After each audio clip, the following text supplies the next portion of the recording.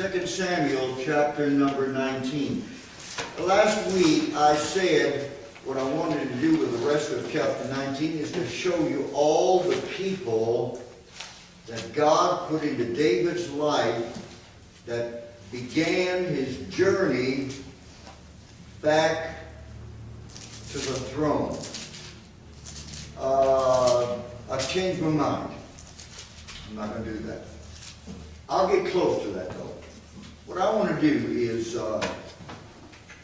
just bring you current where we are, just kind of review a little bit and bring you current where we are from the time that David and his great sin with Bathsheba and having her husband killed and all that, up to the chapter that we're in now.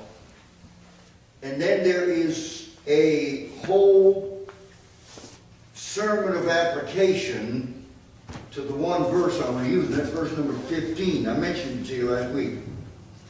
2 Samuel 19, verse 15. It's the only verse we're going to use out of this chapter. And then we're going to go to the New Testament to the application. Much that is short and faulty in the Old Testament is made really clear at some point in the New Testament. And so that's what I want to do. And just give some basic application and encouragement to our lives. So in verse number 15, so the king returned and came to Jordan, and Judah came to Gilgal to go to meet the king, to conduct the king over Jordan. Okay, that little word so, there is 4 or 5 years of history in that one little word so. We went back to chapter 11 where David committed his great sin and thought he got away with it. But the last verse of that chapter said, but the thing he had done displeased the Lord. And then a whole year goes by and God sends Nathan, and Nathan tells him the story, and he bit and got entrapped, and then Nathan just got very bold and said, now here's what you've done, and here's what God's going to do about it. And David, unlike Saul, who always bowed his neck when he got caught, David humbled himself and said, yes, I am the man. One of the things in that verse that was said was simply this. God said, because of this thing, you've given the enemies of the Lord great cause to blaspheme and hurt my name, putting it in modern language. And so therefore the sword will never depart from your house. And so, boy, the dominoes began to fall. First thing happened is that little baby that was conceived out of that relationship died. And then his beautiful daughter was raped. And then one of his sons was murdered by another son. And then that son ended up fleeing the country and lived in exile for 3 years. And then one of David's political advisors, Joab, and the son that was in exile conspired and again tricked David, and the rebellious son that should have been killed because of what the law says about that was brought back into the kingdom. We also determined last week, if you'll remember, I read you Psalms 41 and Psalm 55, what was going on with David in these 5 years, because while all this is going on, there are really 5 years of inactivity on David's part. Well, when you go to Psalms 41 and 55, which David wrote in that time frame, he was a very sick man, physically sick. Now, we don't know why. A lot of conjecture, the stress of what was going on in his family, and but ultimately, the Bible doesn't say so. Why conjecture? And so finally, the boy that is back steals the hearts of the leaders of the nation while David is laid up sick, lengthy sickness, several years. And then he decides to rebel, and he dethroned his own father. And his own father, David, and his servants had to flee. After a while, through many things that we've already talked about, there was civil war between David and his forces. He was from the tribe of Judah. The tribe of Judah largely stayed loyal to David, where the 10 northern tribes and half of the Benjamite tribe became loyal to the traitor's son. And that ended up in a war. And in that war, David and his tribe, Judah, was able to whoop the 10 tribes.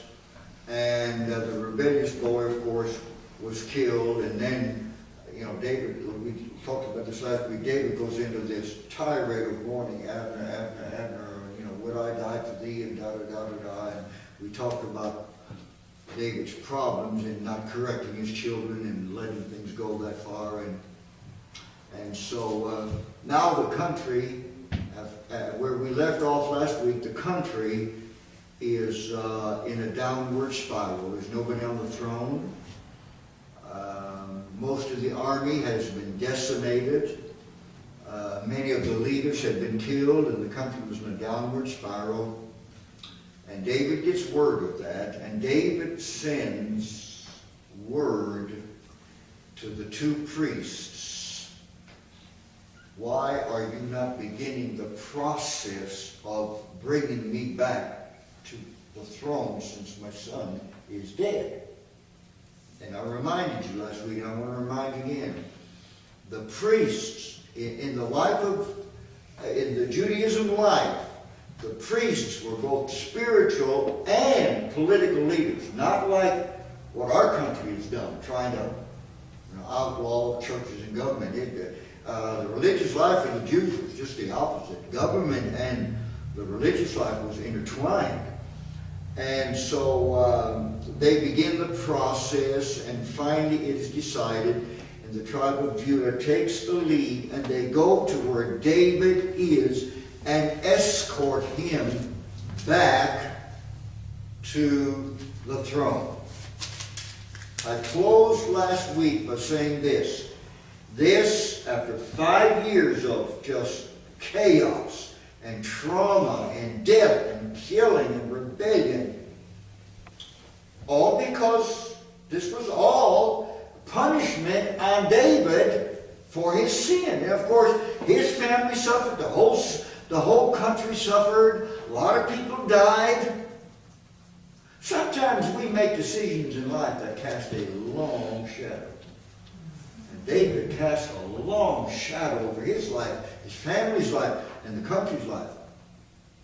But if you're a real Christian, at some point in time, when God is done doing what he's going to do to restore you, then your life comes back to more calm waters. That's what happens, and that is what is said in verse number 15 that I read to you.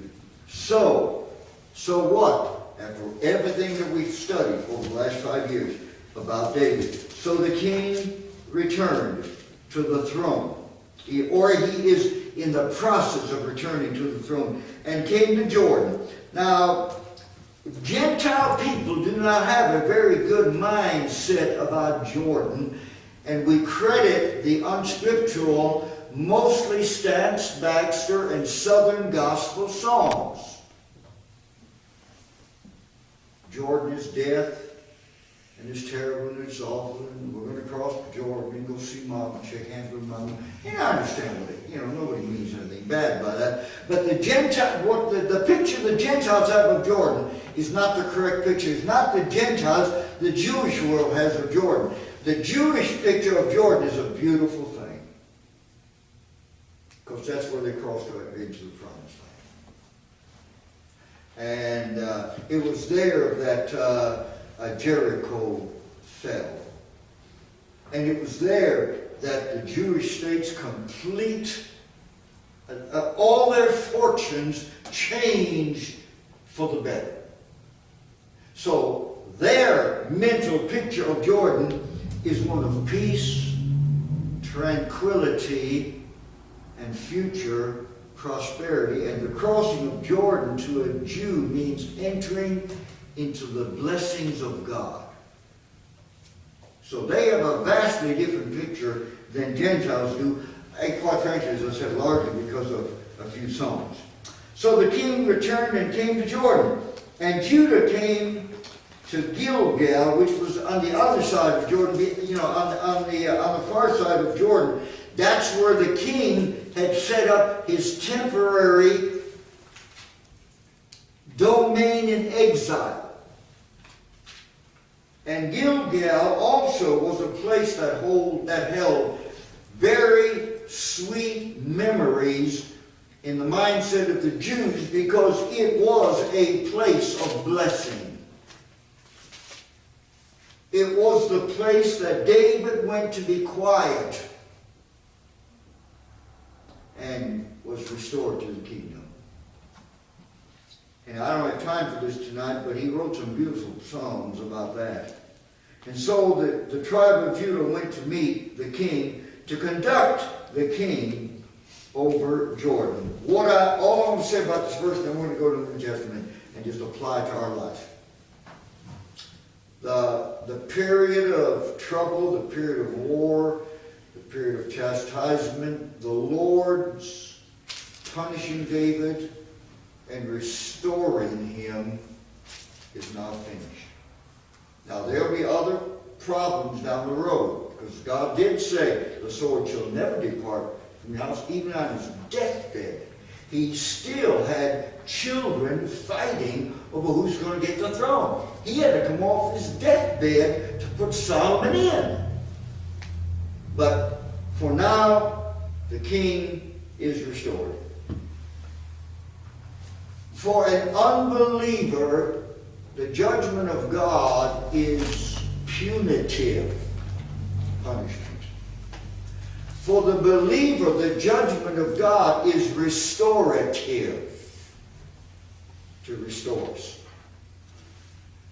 So that's the lesson I want to focus on for just a couple of minutes. And I want you to go to Hebrews, to really a very familiar passage.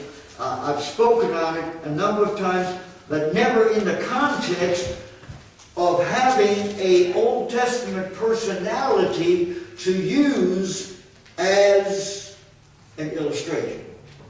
So Hebrews chapter number 12, and I'm just going to work you through the first 11 verses very quickly, and then apply it.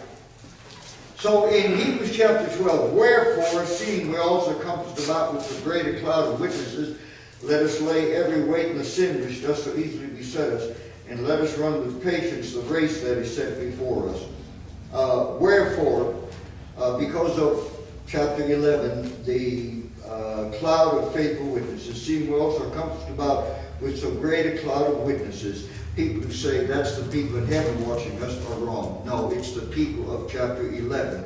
Let us, the people he was talking to, lay aside every weight. There are two things that hinder a Christian. Number one is weights. The other thing is sin. We let things into our life that may not be sin, but they deter us from being our best for the Lord. That becomes a weight. And then, of course, as in David's case, it was clearly sin. And so the Lord forgave him, but had to deal with it. Looking unto Jesus, the author and finisher of our faith, the principle of these 11 verses is simply this. If you're a Christian, if the Lord saved you, he has begun to work in you, and he is not going to quit and give up on you just because you've fallen into sin. He will forgive you, he will punish you, but he will restore you like he did David. For the joy that was set before him, enduring the cross, despising the shame, is set down at the right hand of God. Just like the Lord went through a lot of trouble in his earthly life, not because of sin, but because of opposition, because of who he was and what he said. Yet he finished his course, and so will we. Now, this business of what God put David through to restore him, remember that as we begin in verse number 3. For consider him that endured such contradiction of sinners against himself, lest ye be wearied and faint in your minds. Look what the Lord endured, and he didn't quit. You have not yet resisted unto blood, striving against sin. Nobody ever suffered in this life like Jesus suffered. And remember, he is our high priest, and he remember he knows what we're going through, and he's been through it, and he knows how to get you through it, and he will get you through it. Boy, if anybody should have been struck by lightning dead on the spot, it should have been David. And had he been a lost man, that's probably something like that probably would happen, but he wasn't a lost man. He's a Christian. So God walked him through it. Ye have forgotten the exhortation which speaketh unto you as unto children. We're talking to believers here. My son, despise not thou the chastening of the Lord, nor faint when thou art rebuked of him. What was going on in David's life for 5 years was the chastening of the Lord, and he was being rebuked by the Lord. And when we've done something to earn God's punishment, our Heavenly Father's punishment, we're not supposed to hate it. We're supposed to bow to it.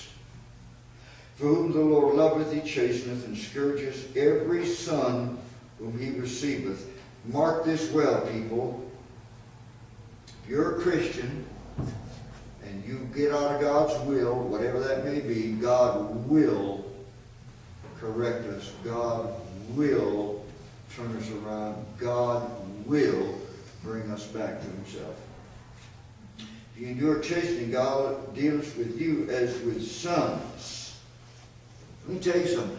I've said this many a time, and I'll say it again tonight. I never worry about Christians, people who say they're Christians, and they're going through tough times. I never worry about them, because that's consistent with what I'm reading.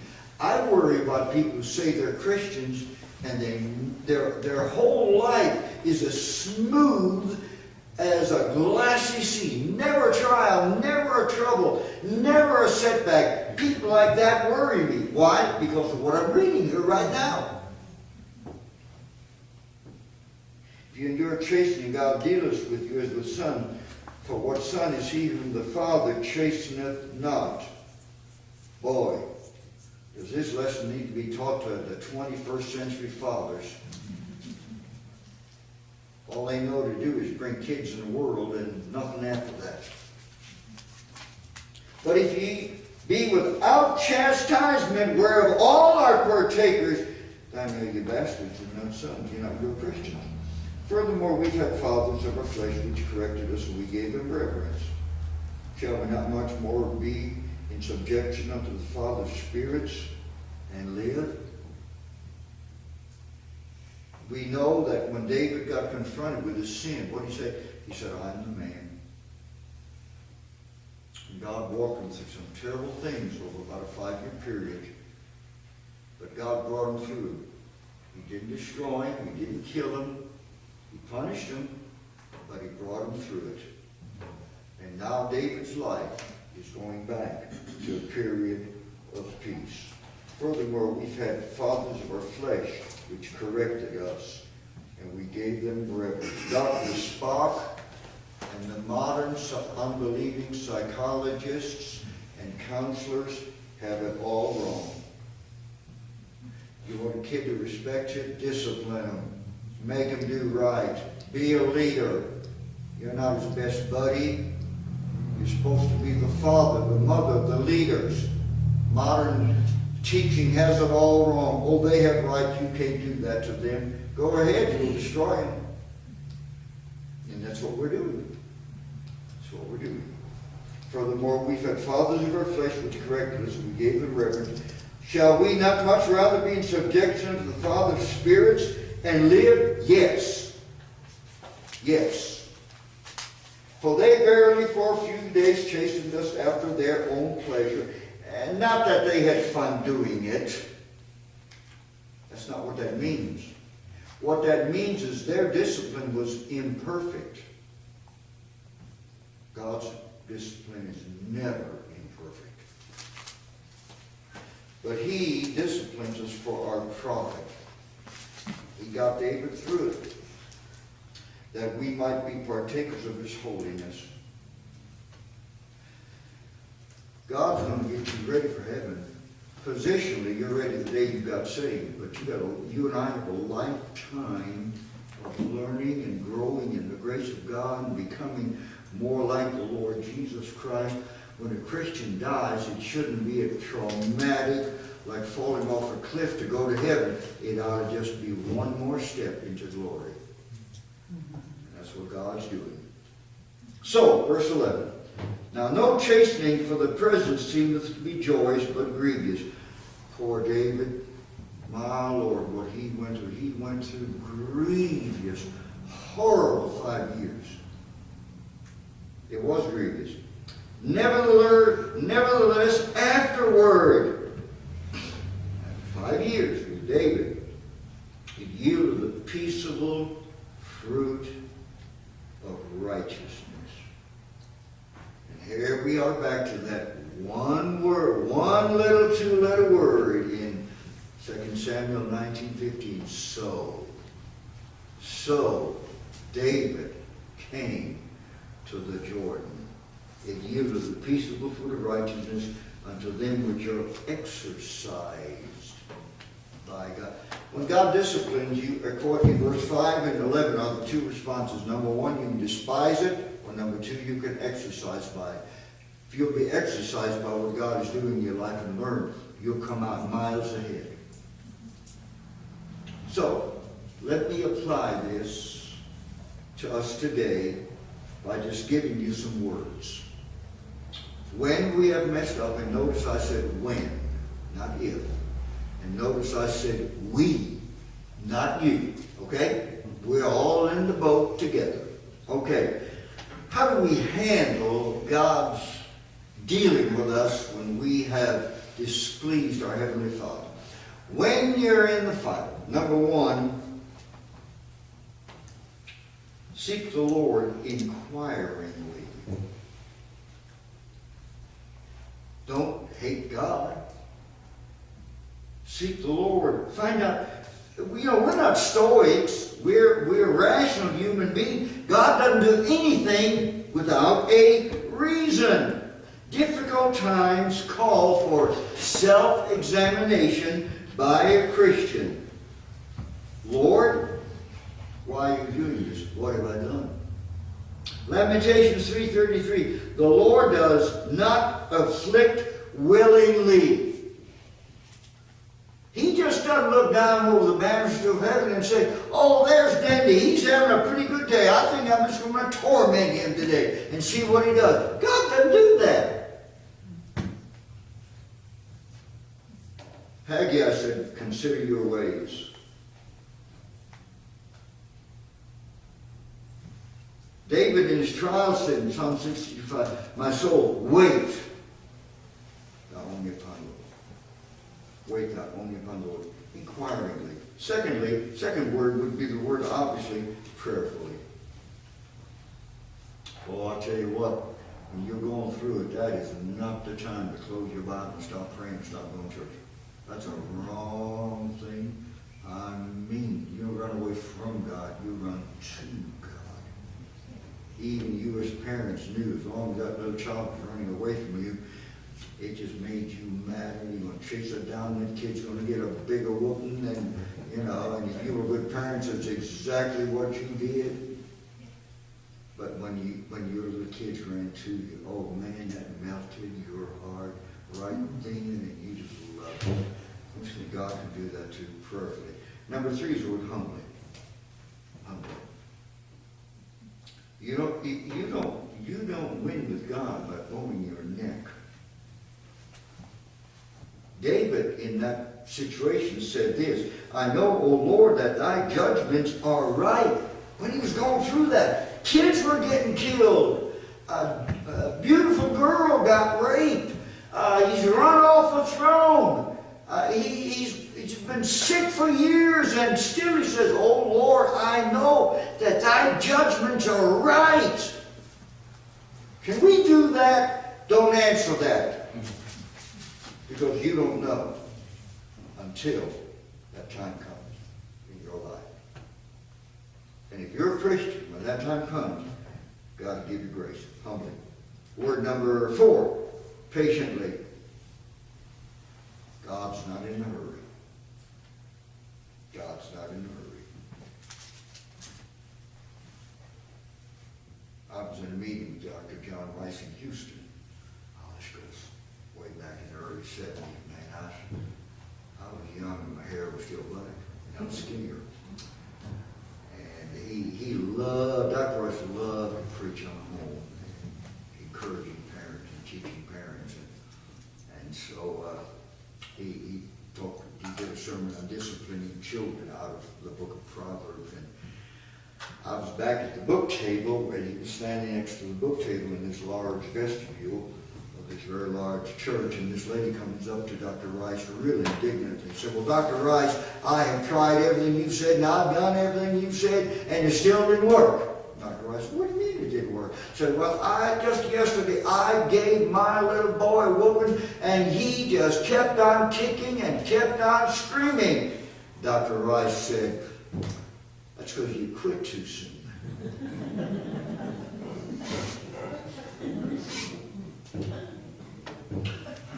Got nothing to do with anything. But in that same meeting, same time, the lady came up to him and said, he's preaching on the home and mom was raising her kids. And this lady come up to him, again, somewhat perturbed. Said, you don't understand, Dr. Ray. You don't understand the times you live in. You're an old man. He was in his middle 70s, but by the way, that's not old. I'm in my middle 70s. On second thought, maybe he wasn't so old. And said, I have to work to make a living.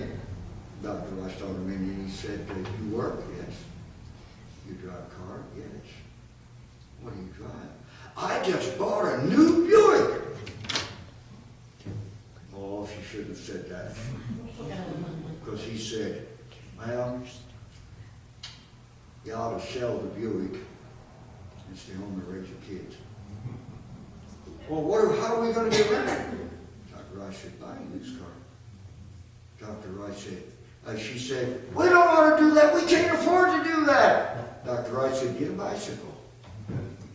Well, finally, he had a walker.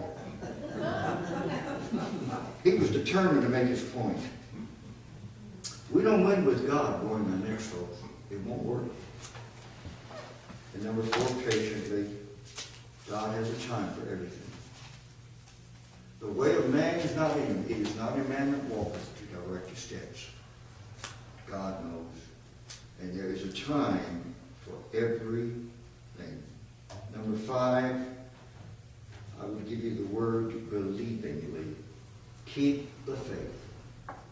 Keep the faith.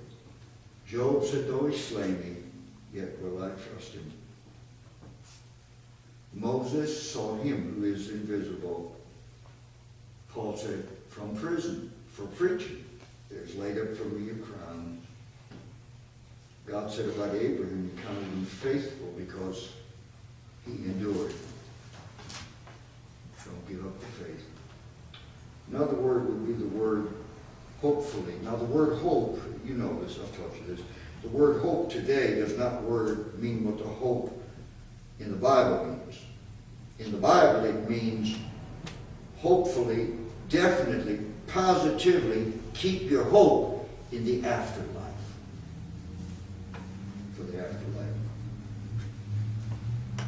Said in Romans 4:18, Abraham, who against hope, believed in hope, that he might become the father of the faithful. And then here's a strange one, and I'm done. Take your troubles thankfully. Let me tell you something. And I see this, invariably, and it just disgusts me. Makes me want to throw rocks. When these $80,000 cars fly by my little $2,000 car. And on the bumper it says, God is good. Well, I guess so. How come I never see a God is good sticker on the back of a $2,000 car? Come on, people. Thankfully. thankful spirit is uniquely a Christian spirit. Have you ever thought about this? Jesus, on the night of his betrayal, when he did the Lord's Supper, what was it he did? They sang hymn. They sang hymn. Can you, on the worst day of your life, sing, praise God from whom all blessings flow? Praise him, ye creatures here below. Praise him above the heavenly host. Praise Father, Son, and Holy Ghost. Hey, even a lost man can say God is good when everything's going his way. Only a Christian can sing it when nothing is going his way. Because see, Christians, we don't rejoice because of anything out here. We rejoice because who is in here. So, David finally came to the end of his trials, and his life goes back. He's learned his lessons. He's repented. His life goes back to smoother waters. I have one verse in closing. Proverbs 30, verse 5. Psalms 30, verse 5. Weeping may endure for a night, but joy comes in the morning. There is another bumper sticker. I do like this one. Troubles don't last, Christians do. Amen? All right. So we beleaguered David's trials a long time. I thought I would just put a little honey on what has been a tough study. So we'll continue his life next week.